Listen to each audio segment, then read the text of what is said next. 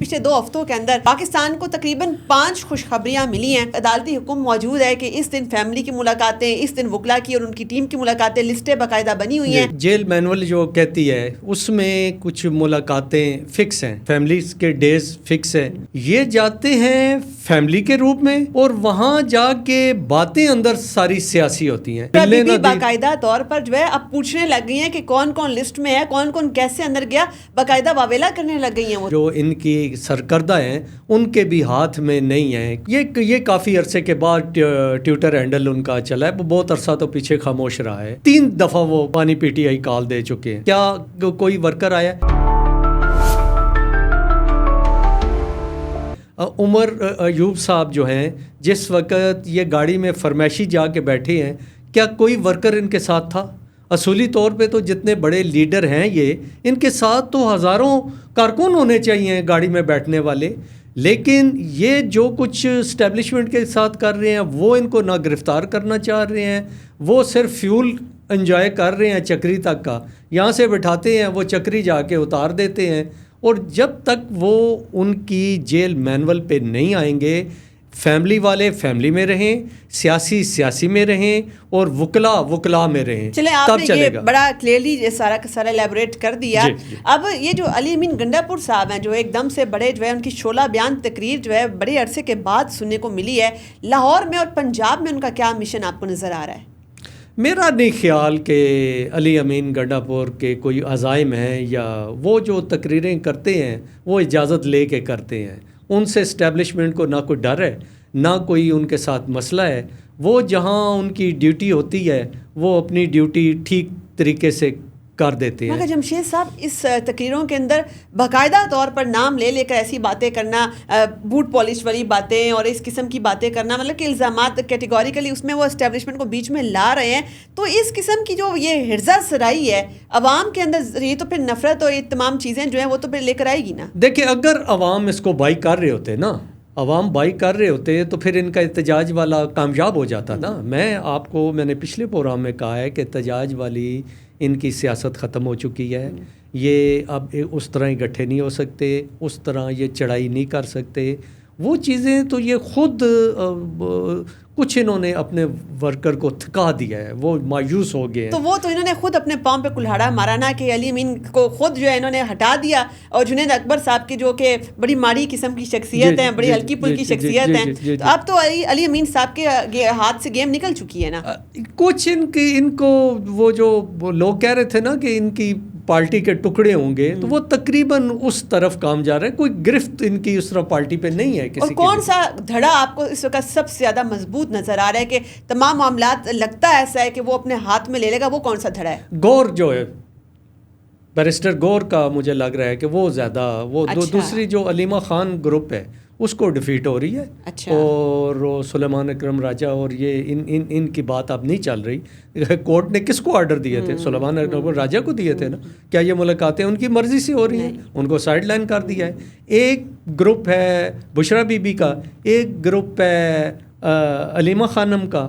یہ ان کی نند بابج کی لڑائیاں ہیں اور پارٹی اس کی نظر ہو رہی ہے نند بابج کی لڑائیوں کی.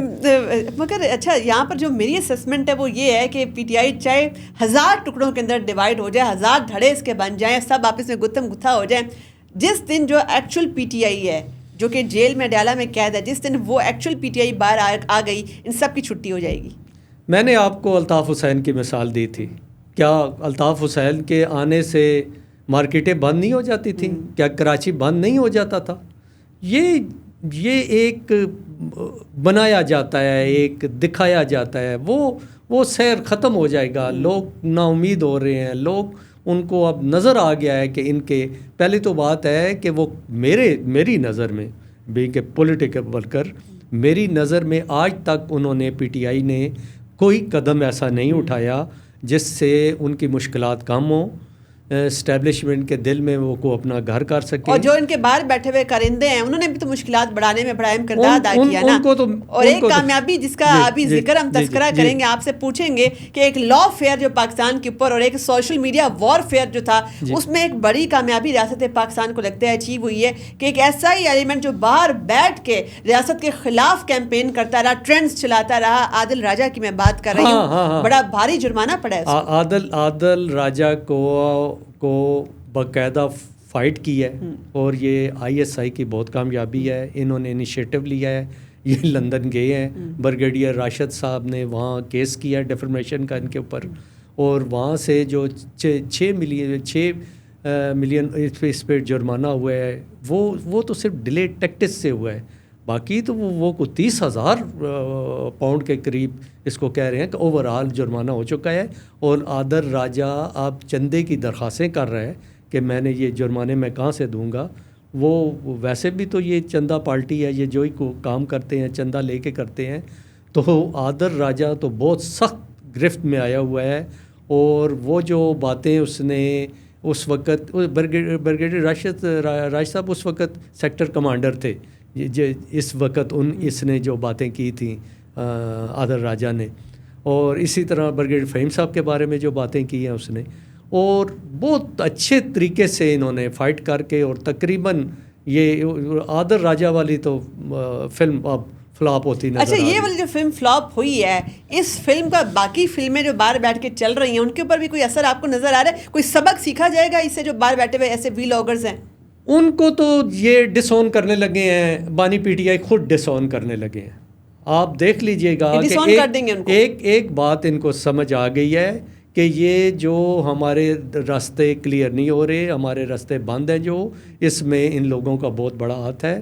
یہ خود ڈالر کما رہے ہیں اور ایسی یہ طوفان بدتمیزی کر رہے ہیں جس کی وجہ سے ہماری مشکلات حل نہیں ہو رہی. اور سب سے زیادہ مشکلات تو یہ بانی PTI کے لیے خود ان لوگوں نے کریٹ کی ہیں. انہوں نے کریٹ کی ہے, اور یہ میں پریڈکٹ کر دیتا ہوں کہ یہ جلد آپ کو یہ جتنے ان کے ویلاگر ہیں آپ دیکھ لیجئے گا, یہ پارٹی خود ان کو ڈس آن کرے گی کہ ان سے نہ پارٹی کا کوئی تعلق ہے نہ کچھ ہمارا لینا دینا ہے. اچھا, ابھی ہم نے دیکھا کہ ایک جانب جو ہے عدلیہ کے اندر بڑی زبردست کچھ تبدیلیاں, بڑی ڈرامٹک تبدیلیاں آ رہی ہیں. ایسا جو لگ رہا تھا نا ایک پاکستان کے اندر ایک پولرائزیشن کی سچویشن عدلیہ میں نظر آ رہی تھی, وہ تمام کی تمام سچویشن دم توڑتی ہوئی ہمیں اس صورت میں نظر آ رہی ہے کہ آپ دیکھتے ہیں کہ ابھی آئینی بینچ جو ہے وہ بھی اب تعداد اس کی بھی بڑھ رہی ہے, کمپلیٹ ہو گئی ہے. ٹھیک ہے, اور اس کے بعد ہم یہ دیکھتے ہیں کہ یہ جو ایک کلیش آف انٹرسٹ نظر آ رہا تھا اور کبھی جو خطوط بازی کا جو سلسلہ چل رہا تھا, وہ تمام چیزیں اس وقت جو ہے وہ چل کے اب معاملات کے اوپر جو ہے وہ اس طریقے سے جوڈیشل افیئرس جو ہے وہ چلنا شروع ہو گئے ہیں. تو سوال یہاں پر یہ ہے کہ اس کا اثر PTI کی سیاست کے اوپر کیا ہوگا, چونکہ ان کی تو پھر آخری امید یہی تھی. لیکن آپ دیکھ لیں کہ وکلاء پہ بھی انہیں بہت تھی. وہ چودھری افتخار کی طرح کا ان سے بھی کچھ تحریک چاہتے تھے کہ چودھری افتخار کی طرز پہ وکلاء کی کچھ تحریک چلے جس سے بانی PTI کی رہائی ممکن ہو. تو اب یہ جو کچھ دنوں میں کچھ اسلام آباد ہائی کورٹ میں یا عدلیہ میں کچھ چمکار ہو رہے ہیں, اور جس طرح ان کو عدالتی سہولت کاری حاصل تھی وہ تقریباً ختم ہوتی نظر آ رہی ہے. اس میں جو سب سے بڑا چمکار ہوا ہے وہ اسلام آباد بار کا ہوا ہے کہ انہوں نے جو اپنی پٹیشن تھی وہ 5 ججوں والی ٹرانسفر کے اوپر وہ اب لگتا ہے ایسا کہ وہ بالکل مطمئن ہو گئے, وہ ٹرانسفر ججز کی کارکردگی سے بالکل مطمئن ہے اور قسم کا کوئی ابہام ان میں نہیں پایا جاتا. سرفراز ڈوگر صاحب یہ کیس جیت چکے ہیں. میں آپ کو آج ہی بتا رہا ہوں کہ جو حالات واقعات نظر آ رہے ہیں وہ آسانی سے یہ پٹیشن ہے وہ جیت جائیں گے. اور جو باہر سے ججز آئے ہیں اسلام آباد ہائی کورٹ میں, آپ دیکھ لیں کہ انہوں نے وکیل کرنے سے انکار کر دیا. انہوں نے کہا جو فیصلہ کر دیں ہمیں منظور ہے, ہم نہ دلائل دیں گے نہ ہم اپنا وکیل پیش کریں گے. تو یہ تو پھر PTI کے ٹرولز جو ہیں, کیا پھر ان کو یہ جو وکلا برادری کو جنہوں نے پٹیشن واپس لیا ان کو چھوڑیں گے؟ وہ ان کا PTI کیا کر سکتی ہے؟ دیکھیں, وکلاء کی اپنی ایک سیاست ہے. آپ اس سینیریو میں وکلاء کو دیکھیں نا, وکلاء نے بار کا الیکشن لڑنا ہوتا ہے, وکلاء نے پاکستان بار کا الیکشن لڑنا ہے, وکلاء نے سپریم کورٹ بار کا الیکشن لڑنا ہوتا ہے. ان کی سیاست سیاسی پارٹیوں والی سیاست نہیں ہے کہ جس طرح سیاسی پارٹیاں سیاست کرتی ہیں. ان کی کمٹمنٹ کالے کوٹ کے ساتھ, کالے کوٹ کے ساتھ ہے, اور وہ کمٹمنٹ یہاں پہ نظر بھی آ گئی ہے. جی جی جی جی جی. اچھا جمشید صاحب, اس کے علاوہ ایک بڑا اہم ایک اور موضوع بھی پاکستان کے اندر زیر بحث ہے. یہ ایک بائیکاٹ کی کیمپین چلی ہوئی ہے کہ ہم دیکھتے ہیں کہ اسرائیلی مصنوعات جو ہیں ان کو بائیکاٹ کرنے کا ایک سلسلہ جو کہ ایک بی ڈی ایس موومنٹ جو ایک گلوبلی بھی چل رہی ہے. تو اس میں تناظر میں سوال یہ ہے کہ چونکہ یہاں پر تھوڑی سی اویئرنیس کی کمی ہے, یہاں پر جو بین الاقوامی فوڈ چینز ہوتی ہیں ان کی لوکل فرنچائزز جو ہیں ان کے آنرز پاکستانیز ہوتے ہیں, لوکلز ہوتے ہیں ان کے آنرز, اور اس میں کام کرنے والے امپلائیز ہیں وہ بھی لوکلز ہوتے ہیں. تو اس قسم کی جو بیرونی ممالک کی جو چینز ہے, فورن انویسٹمنٹ جو پاکستان میں آئی ہوئی ہے, اور ایسی جو یہ انٹرنیشنل کمپنیز پاکستان میں کام کر رہی ہیں, ان کے اوپر حملہ کرنا, ان کا بائیکاٹ کرنا, ان کے پاکستانی ملازمین کے اوپر حملہ کرنا, تشدد کرنا یا ان کی جان لینا, یہ کیا ہم اس طریقے سے فلسطین کے لیے کوئی فیور کر رہے ہیں؟ کیا ہم پیلسٹینین کاز کے لیے کام کر رہے ہیں ایسے؟ سارا خان, میں بائیکاٹ کے خلاف نہیں ہوں, لیکن جو بائیکاٹ کا اصول ہے اس اصول پہ کام نہیں ہو رہا. بائیکاٹ کرنا ہوتا ہے عوام نے, ٹی ایل پی کے گنڈوں نے بائیکاٹ نہیں کرنا ہوتا. اور وہ جو آپ نے فوٹیج دیکھی ہے جو سوشل میڈیا پہ صدر والی کیفے میں کہ چند گنڈے اندر آئے ہیں اور فیملیز بیٹھی ہوئی ہیں, بچے عورتیں بیٹھے ہوئے ہیں, کیسے ہراسمنٹ کر رہے ہیں وہ, کیسی, اور وہ کس طرح کی زبان استعمال کر رہے ہیں, اس کو بائیکاٹ کہتے ہیں. یہ تو دہشت گردی ہے, اس کو بائیکاٹ نہیں کہہ سکتے. بائیکاٹ دنیا پوری میں ہوتا ہے. بائیکاٹ کا حسن یہ ہے کہ کے ایف سی کھلی ہوئی ہے, اس کو کوئی خطرہ نہیں ہے اور لوگ نہیں جا رہے, یہ بائیکاٹ ہوتا ہے. اور میں ایک مولوی صاحب کی دیکھ رہا تھا, ٹی ایل پی کے مولوی صاحب کی ویڈیو دیکھ رہا تھا کہ وہ بائیکاٹ کر رہے ہیں, پیپسی کی بوتل گرا کے بائیکاٹ کر رہے ہیں. تو انہوں نے پرچیز بھائی جب پرچیز کر لیا آپ نے تو پھر آپ کا بات تو یہ ہے کہ آپ پرچیز نہ کریں.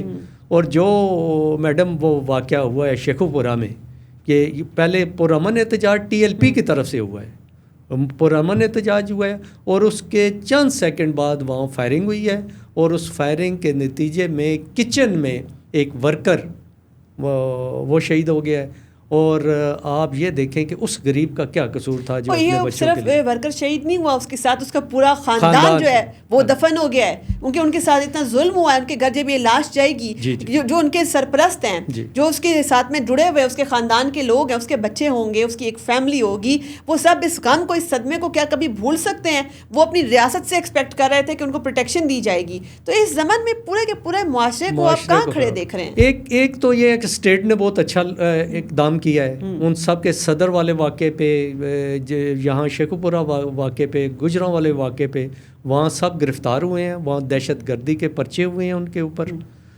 اور ان کو تو بالکل وہ کورٹ کو فیس کرنا پڑے گا. اور سوشل میڈیا پہ بیٹھے ہوئے جو لوگوں کو اکسا رہے ہیں ان کے خلاف بھی تو کارروائی بنتی ہے فقہ کے تحت. سیکنڈ جو فوڈ چین والی بات آپ کر لیں نا, یہ تھوڑی سی جو ان کی جنگ ہے نا فوڈ چین کے جو پاکستانی مالک ہیں, انہوں نے اپنی جنگ خود لڑنی ہے نا. ان کی جنگ ہم تو نہیں لڑ سکتے. یہ میدان میں آئیں, یہ غزہ کے لیے چندہ جمع کریں, یہ کوئی اشتہاری مہم شروع کریں, کچھ انہیں بھی کرنا چاہیے نا.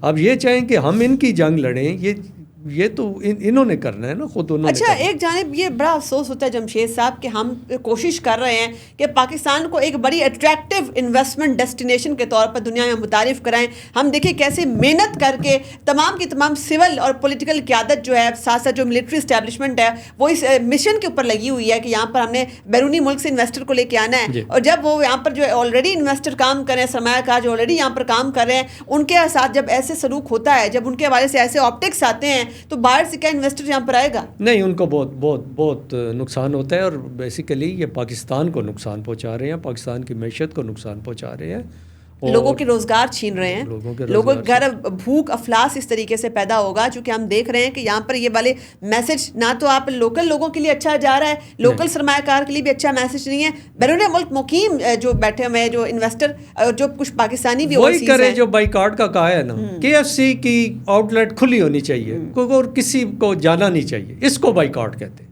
اینڈ پہ آپ کے کچھ کنکلوسیو نوٹ اس کے اوپر لے لیتے کہ میں نے چونکہ اپنے انٹرو کے اندر 5 خوشخبریوں کا ذکر کیا تھا کہ پاکستان کو پچھلے 2 ہفتوں کے اندر ملی ہیں، کوئی آئندہ آنے والے دنوں کے اندر بھی کچھ خوشخبریاں وغیرہ ہم ایکسپیکٹ کر رہے ہیں؟ چونکہ ایک تو حکومت نے جو ایک اقدام کیا ہے کہ دنیا بھر کے اندر جو تیل کی قیمتیں کم ہو رہی ہیں اس کا فائدہ ایک عام آدمی کو نہیں پہنچے گا، بڑی تنقید ہو رہی ہے، کیا حکومت جو ہے اس کو سسٹین کر پائے گی؟ اس کو میں غلط اس لیے نہیں کہوں گا کہ اس پہ آپ یہ دیکھیں کہ اس پہ انہوں نے کوئی مبہم پالیسی نہیں رکھی، انہوں نے واضح کر دیا ہے کہ یہ رقم یہاں سے جو آ رہی ہے، پہلی جو رقم کم ہوئی ہے وہ بجلی میں ایڈجسٹ کی گئی ہے، بجلی کی قیمتوں میں، اور اس کو وہ بلوچستان کی محرومیاں ختم کرنے کے لیے اور اس کو ایک ایسی روڈ کو وہ موٹر وے کی طرز پہ وہ کرنا چاہ رہے ہیں جس روڈ کو خونی سڑک کہا جاتا ہے، جس پہ اب آج تک 2000 ہلاکتیں ہو چکی ہیں۔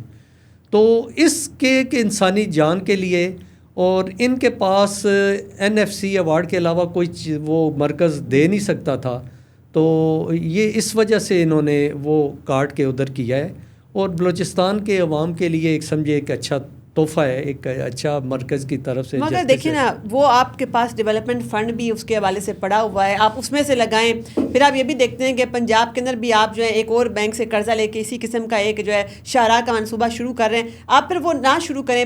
یہ جو ایک ریلیف ایک عام آدمی تک پہنچنا تھا، بلوچستان کے عام آدمی تک بھی یہ ریلیف کو پہنچنا تھا، جو پیٹرولیم پرائسز کو نہیں اگر کم ہونا تھا، آپ کی انفلیشن کا اوور آل انڈیکس امپروو ہونا تھا، تو یہ جو ڈیسیژن ہے یہ آپ کو کیا لگتا ہے کہ لاجیکلی یہ کہ پریگمیٹک ہے؟ اس میں صرف اس سڑک کا مسئلہ تھا، ایک سڑک کا مسئلہ ہے جس کو خونی سڑک کہتے ہیں، جس پہ انسانی بہت ضائع ہو چکی ہیں، 2000 بندہ وہاں مر چکا ہے، آنے والے وقتوں میں مزید ہلاکتیں ہوں گی۔